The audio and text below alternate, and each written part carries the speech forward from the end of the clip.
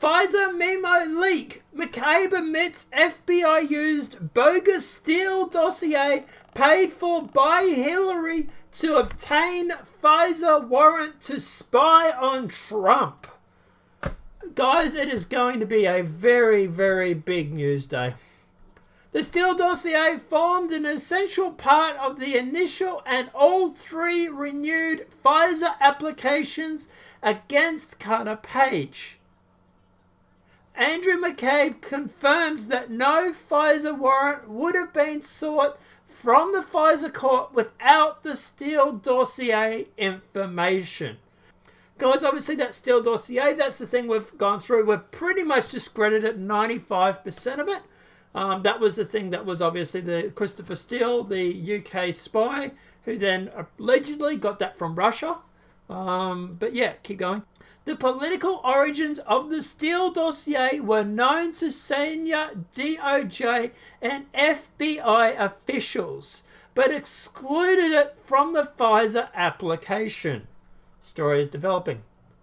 House Judiciary Committee Chairman Bob Gillette on Thursday urged the release of the House Intelligence Committee memo on alleged FBI misconduct, arguing that the public needs to know there is a problem with several people in the highest levels of the Bureau.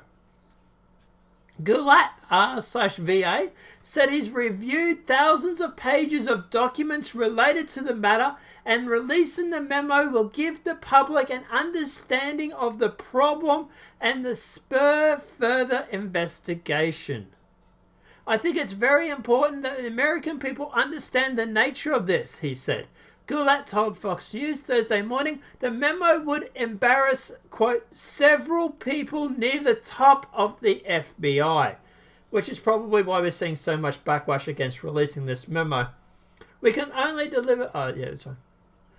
I'm just old enough to remember when liberals and major media organizations believed American national security apparatus had been closely monitored to protect our civil liberties. The liberal and journalists brought to the light the horrific abuse of power that J. Edgar Hoover's FBI and the National Security Agency undertook in the 1960s against Martin Luther King and others.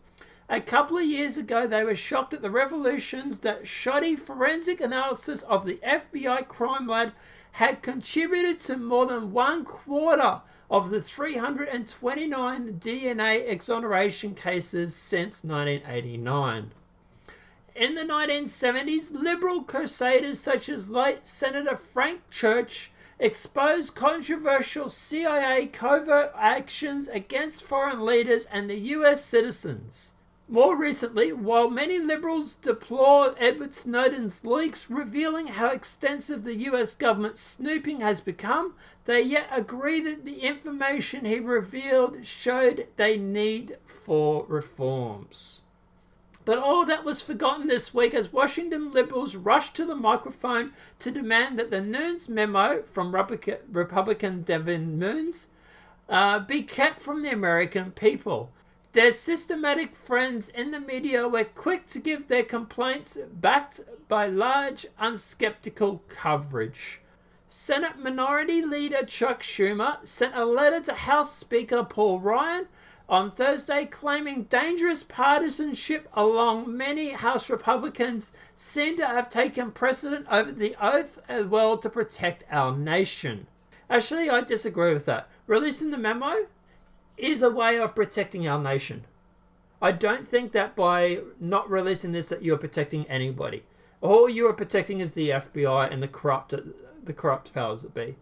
House Minority Leader Nancy Pelosi called the Nunes memo dangerous and illegitimate and called on Ryan to remove Nunes as chairman of House Intelligence Committee. But neither Schumer nor Pelosi have apparently read the memo, which is available so far only to House members. Some members who have seen it say it paints a disturbing picture of violations of civil liberties and partisan bias. Hours before the expected release of the damning memo on FBI spying abuses, President Trump unleashed an early morning tweet that Justice Department has said has been politicized by the Democrats. The shot at the Justice Department came after much back and forth between the department and its subsidiary FBI, which have argued against release of the memo summarizing the House Permanent Select Committee on Intelligence probe of the department's investigation into alleged Trump-Russia collusion. GOP-led House investigators believe the FBI used Bogus dossier initially prepared as a campaign opposition research to get permission from a secret federal court to eavesdrop on Trump campaign and transaction team communications. Okay, so basically what's the gist of all this? What is the outcome? So according to this, McCabe has actually admitted the FBI used the bogus Steele Dossier to actually use it for the FISA warrants that they got, and even said that the FISA warrants that have been issued wouldn't have been issued if they didn't have this Steele Dossier. Which basically means that everything they've based these FISA warrants on is fake. It is fake opposition research that was created by a UK spy who paid the Russians to make this dossier. So at the end of the day, yeah, it's going to be a big day, guys. Look, obviously I am tracking this memo in real time. I'm waiting for it to come out. As soon as it does, I will let you guys know. I will be putting up a video about it. But guys, look, let me know what you think in the comment section below. Do you reckon this is the first bombshell of many? Do you think it's going to be a big day? What is your view on this, them admitting to using the bogus Steele Dossier? Do you think it's good? Do you think it's bad? Is it horrible? Let me know your thoughts are in that comment section below. If this video has been helpful, please smack a like. If you're new to the channel, welcome and subscribe. Apart from that, guys, I'll see you in the next demonetized video from YouTube. Have a great day and enjoy.